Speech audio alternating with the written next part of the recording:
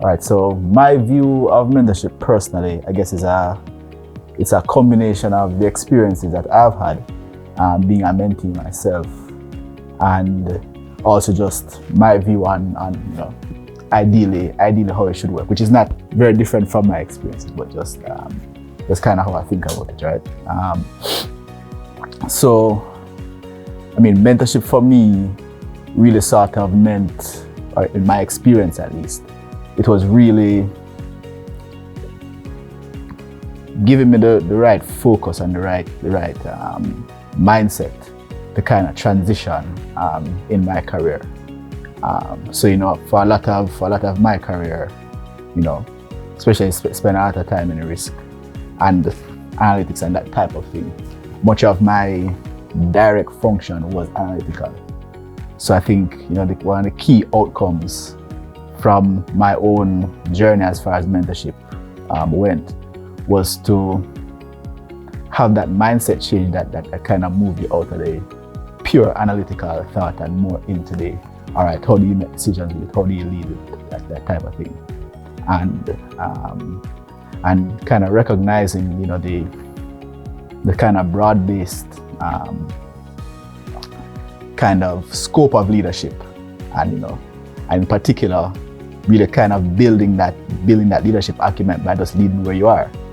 You know what I mean? So that would have been a lot of what my experience was. Now, in terms of mentorship happens a lot on an informal basis, right? I think what a specific mentorship program does is pretty much ensure that if things kind of slip through the cracks in terms of what would typically be the sort of informal and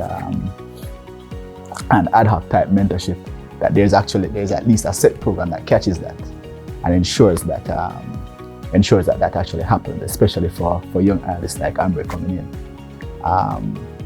One of the things I'd say as well is that it's useful when the mentorship is a little bit removed from the direct role, because then it becomes unbiased by any immediate deliverables that you may have. Not to say that supervisors who are actually the key and in most cases should be the key mentors. Not to say that that there's necessarily always that bias, but it's useful to program that in. So that's pretty much how I look at it. I don't think the view on it would have necessarily changed over the last 6 months. I think it was really a different focus. I mean, at the time when I actually started my sort of official mentorship program, again, like I said, supervisors would have mentored me from before. I was kind of at or about middle management, transitioning into more senior management. So it was more about the change in mindset to sort of evolve into leadership.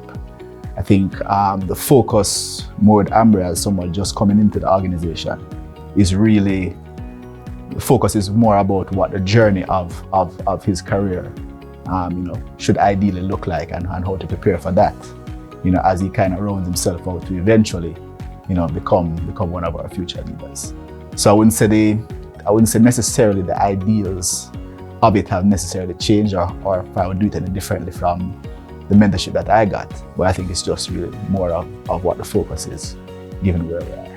I look forward to the next couple of months. I mean, I think, as Ambrae transitions to different areas of the business, I think and you've seen it already, his own sort of evolution of his own thoughts in terms of what he wants his career to look like, what he's interested in, various things that contribute to how he would have thought about different aspects of his career before. So, I really look forward to the development of that thought pattern and that level of interest as he goes through. So he would have started in the research unit, and of course, that is a little bit of everything unit. So you kind of really get your feet wet there, and they throw you into the deep end. I think a little bit deeper than Ambrae might have anticipated. I think Ambrae is going into investment banking now, which is like front and center, right up his street. So I think what I look forward to from that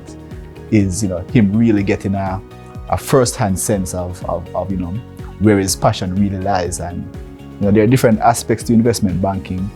some aspects of it is, is kind of, where the flair and the fun of it is.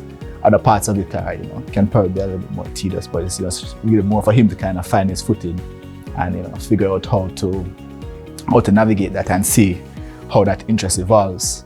And then there are other aspects of the business now that will kind of give him a broader view and, may sort of, chart more of a path into in terms of what his career looks like. I know Ambrae would have come into the program pretty clear about, where he kind of wants to be career-wise. I think probably one of the key outcomes coming out of this is to recognize that, when you actually get to that point in terms of specifically the type of function that you want to do, that in particular has, in the span of a career, has a shelf life, right? At a point in time, you're going to want to broaden your experiences. So it's really kind of thinking beyond that and saying, okay, so having done this that I really want to do, where can I sort of move to next? Where else can I have an interest in the company? How can I really, sort of round out my skills? And, overall, I mean, it helps Ambrae in his career. It also helps the company, because then we can, anywhere there's a vacancy where you need the skill sets of a Ambrae to really fill, then that resource is there and available. So it's a win-win for everybody.